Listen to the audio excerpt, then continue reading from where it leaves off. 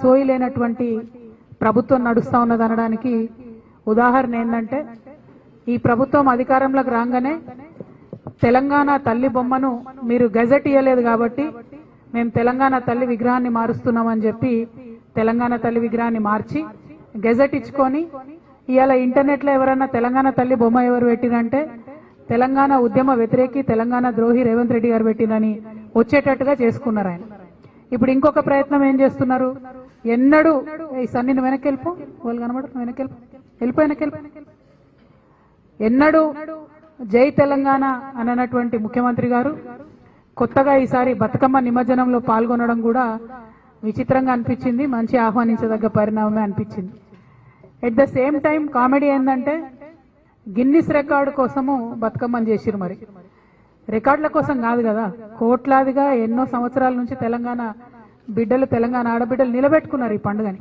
మన తెలంగాణ భూమిని అనేక మంది పాలించినా కూడా ఎవరి పాలనలో అయినా తెలంగాణ బతుకమ్మ పండుగను బతికించుకొని ముందుకు పోయినటువంటి నేల ఇది. ఎప్పుడు మేము రికార్డులు అనుకోలే, ఎందుకంటే ఇప్పుడు కాదు ఉమ్మడి ఆంధ్రప్రదేశ్లోనే కోటి బతుకమ్మల జాతర అని చేసి బొడ్డెమ్మ నుంచి మొదలు పెడితే బతుకమ్మ వరకు 28 రోజులు కోటి బతుకమ్మలు తెలంగాణ అంతా చేసినాం. కానీ గిన్నిస్ రికార్డ్ కోసం చేయలే, తెలంగాణ రాష్ట్రం రావాలని చేసినాం. ఇప్పుడు కూడా ప్రభుత్వం ఆ పంతాలో ఆలోచించుంటే బాగుండేది, బతుకమ్మకు బతుకమ్మ చీరలు ఇచ్చుంటే బాగుండేది, మహిళలకు ఏదన్నా లాభం జరిగేటటువంటి పని చేసుకుంటే బాగుండేది. కానీ రికార్డు రావాలి, ఆ రికార్డులో ఎవరు చేసిండ్రు బతుకమ్మ అంటే గిన్నిస్ రికార్డులో రేవంత్ రెడ్డి గారు ప్రభుత్వం చేసిందని రావాలనే ఒక విచిత్రమైన వింత పోకడతోని ఈ రాష్ట్రంలో పరిపాలన జరగడం చాలా దురదృష్టకరం. మొదటి నుండి తెలంగాణ సంస్కృతిని నిలబెట్టుకోవాలని పోరాటం చేసిన సంస్థ, ఆరాటపడ్డ సంస్థ తెలంగాణ జాగృతి. కాబట్టి మరి ఏదైతే కేవలం 10,000 మందితో బతుకమ్మ రికార్డు చేసి ఒక రకంగా తెలంగాణ మహిళలను అవమానించారని మేము భావిస్తా ఉన్నాం.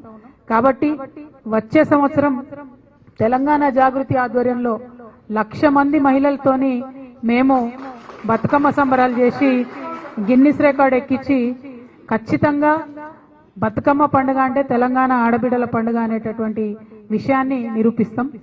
ప్రభుత్వం మా మరుసటి సంవత్సరం మాకు పోటీ వస్తే దాన్ని కూడా బ్రేక్ చేసినట్టు మళ్ళీ చేస్తాం.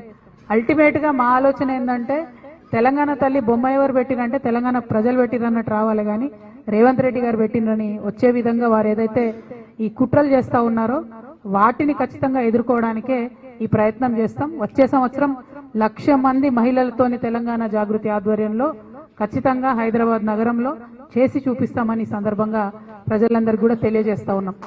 అదేవిధంగా మరి మీ అందరికీ తెలుసు, బీసీ రిజర్వేషన్ల కోసం తెలంగాణ జాగృతి అగ్రభాగాన నిలబడి పోరాటం చేస్తున్న విషయం మీ అందరికీ తెలుసు. అందరం కొట్లాడినాం, అందరం ఆరాటపడ్డాం. బీసీ కుల గణన జరిగినప్పుడే మేము చెప్పినాం, ఈ లెక్క తప్పుల తడక, మీ లెక్క కరెక్ట్ అయితే గ్రామ పంచాయతీల వారీగా డీటెయిల్స్ పెట్టమని ఆనాడే చెప్పినాం. ఆనాడు ఇంకో మాట కూడా చెప్పినాం, మీరు డీటెయిల్స్ పెట్టండి, దాంతోపాటు భూసాని కమిషన్ రిపోర్ట్ను అసెంబ్లీలో పెట్టండి, అసెంబ్లీలో డీటెయిల్స్ ఇవ్వండి, ఒక శాంక్టిటీ ఇవ్వండి మీరు చేసినటువంటి ఈ జనగణనకు, లేకపోతే కోర్టులో ఇబ్బందులు అవుతాయని ఆనాడే చెప్పినాం. అయినా ప్రభుత్వం వినలేదు. ఆనాడు ఇంకో మాట కూడా చెప్పినాం, ఒక్కటి కాదు మీరు 3 బిల్లులు పెట్టాలి, లేకపోతే ఎవరు కోర్టుకు పోయినా అన్నిటికీ ఇబ్బంది వస్తుందంటే అది కొంత విని మీరు 2 బిల్లులు పెట్టినారు. అందుకే ఇవాళ ఏ ఇబ్బంది వచ్చినా కేవలం రాజకీయపరమైనటువంటి జీవోకే ఇబ్బంది వస్తుంది తప్పితే విద్యా ఉద్యోగాల విషయంలో ఇబ్బంది రాదు. అదొకటి సంతోషించదగ్గ పరిణామం. అయితే ఇప్పుడు తెలంగాణ బీసీ బిడ్డలు నేను కోరేది ఏంటంటే 42% కాంగ్రెస్ గవర్నమెంట్ జీవో ఇచ్చిన తెల్లారే ఇస్తదనే వార్త రాగానే మళ్ళా కాంగ్రెస్ పార్టీ నాయకులే కేసు వేయించారు. అది నేను కాదు, ఇంటర్నెట్ అంతా కోడై కూస్తున్నది. అనేక రకమైన సాక్ష్యాధారాలతో అనేక మంది కేసు వేసిన వ్యక్తులు రేవంత్ రెడ్డి గారి దగ్గర మనుషులని కూడా చెప్తున్నటువంటి సందర్భం కనబడుతున్నది. ఎట్ ద సేమ్ టైం వీళ్ళేమో వీళ్ళు ఇచ్చిన జీవోనే వీళ్ళు కేసులు వేస్తారు. బీజేపీ పార్టీ ఏమో ఏదైతే పరిష్కారం చేయాలో, ఏదైతే గవర్నర్ దగ్గర బిల్లు పాస్ చేయాలనో, ఆర్డినెన్స్ పాస్ చేయాలనో, ఏదైతే రాష్ట్రపతి దగ్గర బిల్లు పాస్ చేయాలనో ఆ పని చేయకుండా ప్రజాస్వామ్యాన్ని అపహాస్యం చేసేటట్టుగా నిన్న ఈటెల రాజేందర్ గారు కూర్చొని ఏం మాట్లాడతారు, మీరు ఎన్నికలకు పోకండి, డబ్బులు ఖర్చు పెట్టుకోకండి, ఎన్నికల రిజల్ట్స్ వస్తే కూడా మేము క్యాన్సిల్ చేపిస్తామని చెప్తాడు. ఈటెల రాజేందర్ బీజేపీ పార్టీ ఏమన్నా కోట అండి, జడ్జిల వీళ్ళేమన్నా అంటే వీళ్ళ ఉద్దేశం ఏంది?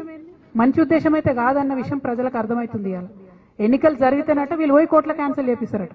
అసలు బిల్లు ఇవ్వాల్సిందే మీరు కదా, రిజర్వేషన్ ఇవ్వాల్సిందే మీరు కదా. ఎంత ద్రోహపూరితమైన మాటలు మాట్లాడుతున్నారు, ఎంత మోసపూరితమైన మాటలు మాట్లాడుతున్నారు. ఇవాళ ఈటెల రాజేంద్రన్న గారిని భారతీయ జనతా పార్టీ నేను డైరెక్ట్ గా ఒకటి అడుగుతా ఉన్నా, ఇదేనా మీ పార్టీ వైఖరి? ఇదేనా బీసీ